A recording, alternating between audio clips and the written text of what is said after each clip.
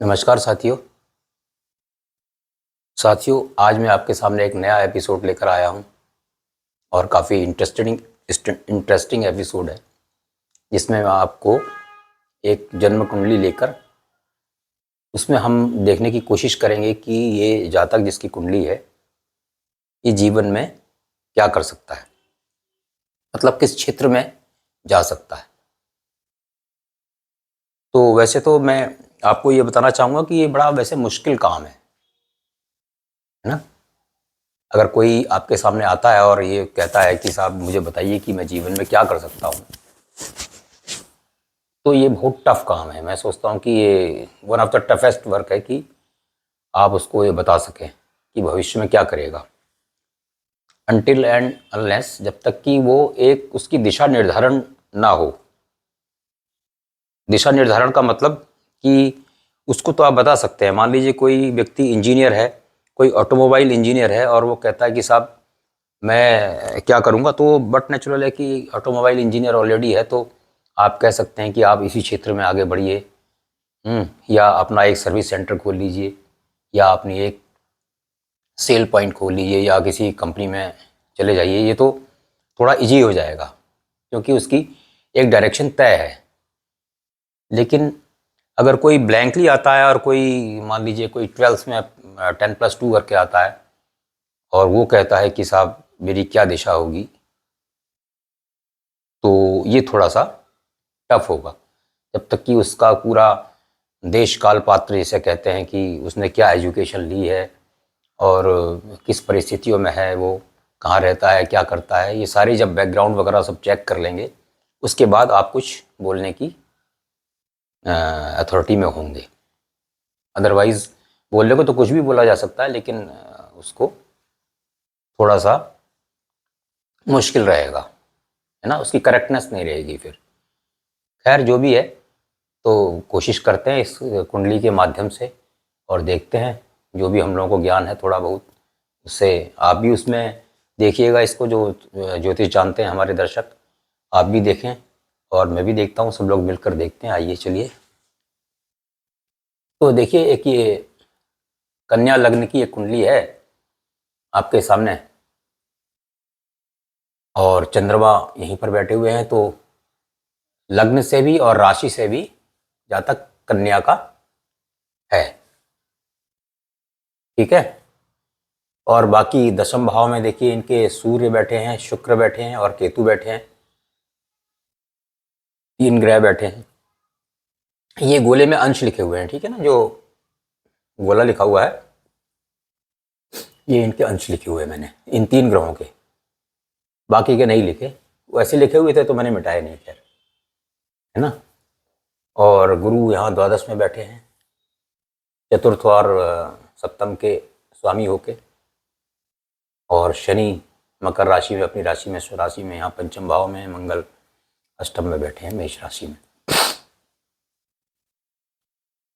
तो सबसे पहले देखिए एक चीज मैं बताऊं आपको, जो हम दशम भाव देखते हैं उससे प्रोफेशन वगैरह कि क्या आदमी किस क्षेत्र में, प्रोफेशन में कई सारे प्रोफेशन हो सकते हैं ना। बिजनेस भी कर सकता है और कई सारे काम जातक कर सकता है। और इसमें हम जो नौकरी वगैरह होती है सर्विस वगैरह में, उसमें छठा भाव भी लेते हैं, षष्ठ 6th हाउस भी लेते हैं और दसम भाव भी लेते हैं। और लग्नेश तो हर जगह हम लेंगे ही लेंगे, है ना। मैंने पहले ही बताया आपको कि लग्नेश को तो आप किसी भी, कुछ भी आप निकालें, कुछ भी आप करें, तो लग्नेश तो आपको हर सूरत में, और लग्न और लग्नेश तो आपको हर सूरत में उसको तो कंपेयर करना ही है। तो मैंने एक आपके हिंट के लिए दशम भाव, इसमें हम क्या क्या चीज़ें देखेंगे, दशम भाव देखेंगे, दशमेश देखेंगे, और दशम भाव में बैठे हुए ग्रह देखेंगे, बैठे ग्रहों का कारकत्व देखेंगे। बैठे ग्रहों का कारकत्व मतलब वो जो हमारे ग्रह बैठे हुए हैं वो किस फील्ड में या क्या क्या कार्य करते हैं, है ना। और लग्नेश की स्थिति देखेंगे कि जो बुध महाराज हैं इसके लग्नेश, वो कहाँ बैठे हुए हैं, किस स्थिति में है।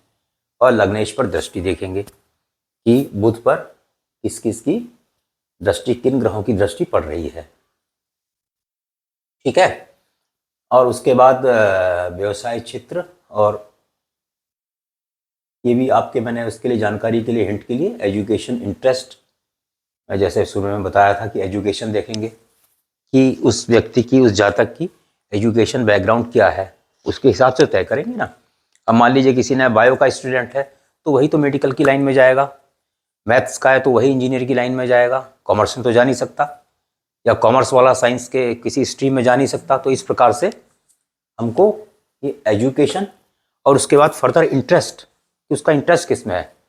अब उसने ली है मैथ्स की शिक्षा या बायो की शिक्षा ली है, और वो कहता है कि साहब मुझे डांस में बहुत इंटरेस्ट है या म्यूज़िक में बहुत इंटरेस्ट है, तो आपको ये दोनों लाइनें छोड़नी पड़ेंगी, ठीक है ना, या कोई और लाइन जो है उसको आप छोड़ना पड़ेगा और आपको उसके हिसाब से बात करनी पड़ेगी। तो आपको ये इंटरेस्ट, एजुकेशन और उसका इंटरेस्ट, इसकी कुंडली है, ये आपको एक डायरेक्शन देंगे आगे सोचने के लिए, आपको एक डायरेक्शन देंगे जो कि बहुत ज़रूरी है।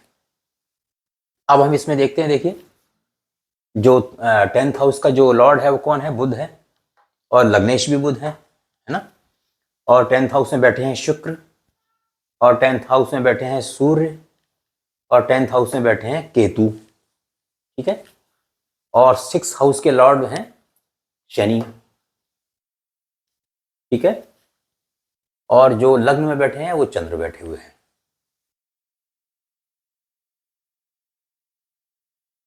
और जो लग्नेश पर दृष्टि है, शनि की दृष्टि है, और एक मंगल की दृष्टि है। तो हमने जिनकी दृष्टि है उनका भी ले लिया, मंगल को भी हमने ले लिया यहाँ पर। तो इन सबको मिला के, इन सारे ग्रहों को मिला के किसका प्रभाव क्या पड़ रहा है, कहाँ बैठे हैं, फिर हम देखेंगे। मैंने फिर आपकी जानकारी के लिए मोटा मोटा देखिए कि बुध किसके इंडिकेटर हैं, कारक हैं, विद्या के तो ही हैं, और बहुत चीज़ों के हैं, गणित के हैं, गणित के हैं, वाणी के हैं, बोलचाल के, डॉक्टर के हैं, किसी भी प्रकार का डॉक्टर हो सकते हैं। शुक्र क्या है, शुक्र भी डॉक्टर के हैं। सूर्य क्या है, राजकीय जो नौकरी, स्टेट, सेंट्रल गवर्नमेंट, डॉक्टर भी हैं। आँख, हड्डी, सिर, ये सारी चीज़ों से रिलेटेड है।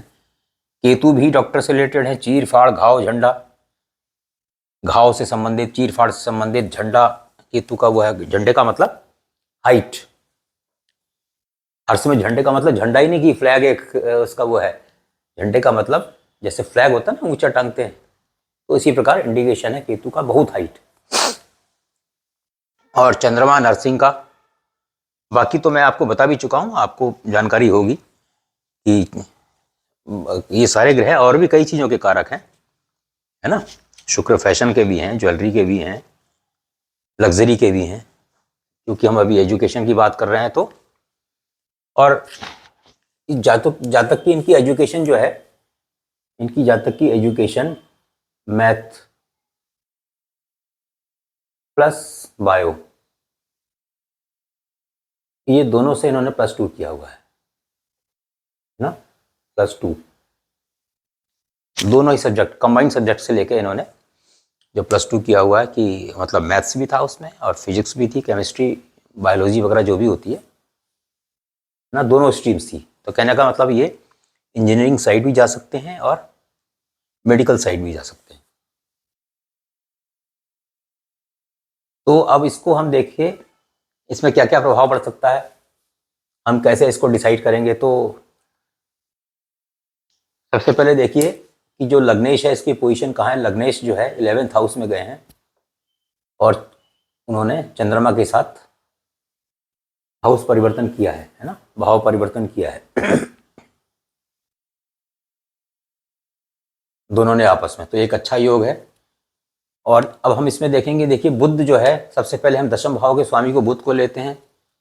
तो बुध इन सारी चीज़ों के कारक मैं अभी बता चुका हूँ आपको, ठीक है ना, ये सब कारक हैं।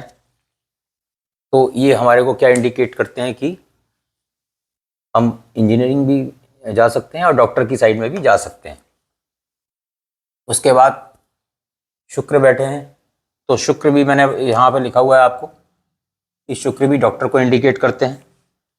शुक्र जो है राक्षसों के डॉक्टर थे, है ना, दैत्यों की जो है डॉक्टर थे और बहुत अच्छे डॉक्टर थे, मृत लोगों को जीवित कर देते थे। शुक्र इतने बड़े डॉक्टर थे, ठीक है ना।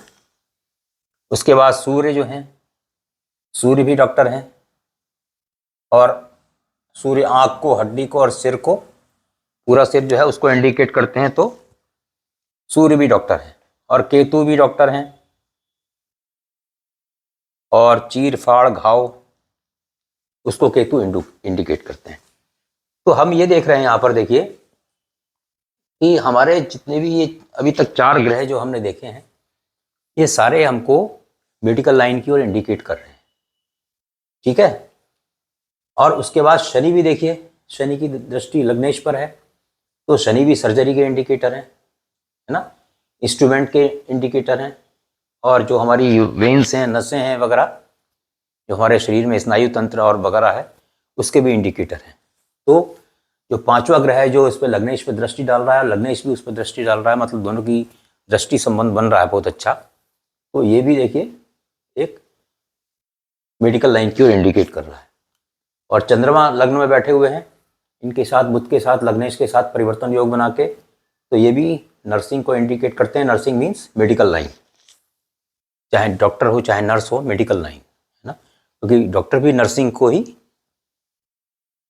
इंडिकेट करता है। उसमें भी सेवा, नर्सिंग का मतलब सेवा, जो नर्सिंग मरीज की देखभाल वगैरह है। अब उसके बाद देखिए एक और योग देखिए कि मंगल की दृष्टि किस पर है, 1 2 3 4, मंगल की चौथी दृष्टि बुध पर है। और मंगल किसके इंडिकेटर हैं, सर्जरी के बहुत बड़े इंडिकेटर हैं, है ना, ब्लड के इंडिकेटर हैं, कटिंग, काटने के, कटिंग इंस्ट्रूमेंट।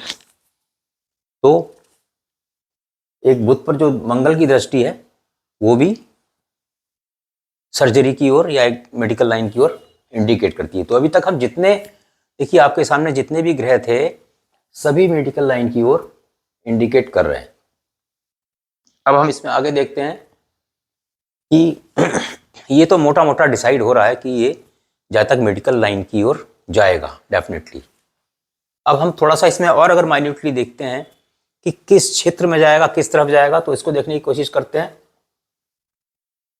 देखिए बुध जो है, 11th बुध, काल पुरुष की कुंडली में बुध 3rd हाउस के और 6th हाउस के इंडिकेटर हैं, ठीक है ना, ये आप जानते हैं। और यहाँ भी ये 11th हाउस भी हमारे इसका कौन से अंग का होता है, ये भी हमारा कान इंडिकेट करता है, ये भी कान इंडिकेट करता है, ठीक है। और सूर्य जो है, चंद्रमा जो है, देखिए ये 1st हाउस, ये हमारा सिर इंडिकेट करता है, सूर्य भी सिर इंडिकेट करता है। तो और द्वितीय भाव हमारा मुख का इंडिकेट करता है, प्रथम भाव सिर का करता है। तो देखिए द्वितीय भाव के स्वामी मुख के शुक्र यहाँ पर आए हैं। 3rd हाउस जो कर्म हाउस के इंडिकेटर है, कान वाले विभाग में गए हैं। काल पुरुष में भी ये कान के भी कारक हैं, उसके बाद रोग के भी कारक हैं। तो ये हमको सारा इंडिकेट करता है कि ये सर्जन बनेंगे और ENT, नाक कान गला रोग विशेषज्ञ बनने की इनकी संभावना बहुत अधिक है। मैं सोचता हूं कि आपकी समझ में आ रहा होगा। थोड़ा बहुत आप भी अपनी तरफ से कुछ इसमें हिंट दीजिएगा, फिर सब लोग इसमें कमेंट कीजिएगा कि आपके हिसाब से इसमें क्या जाता, किस डायरेक्शन में जा सकता है। मेरे हिसाब से जो मैंने निकाल रहा हूँ इसमें, तो मैं इसमें मेडिकल लाइन में और ENT लाइन में इस पे देखना, मतलब देख रहा हूँ। तो ये था मेरा इसमें विश्लेषण। आप भी अपना विश्लेषण बताइएगा, कमेंट कीजिएगा, और कैसा लगा आपको ये एपिसोड। तो मिलते हैं अगले अंक में और नई जानकारी लेकर आपके सामने उपस्थित होऊंगा। तब तक के लिए आप सब लोगों को मेरा नमस्कार।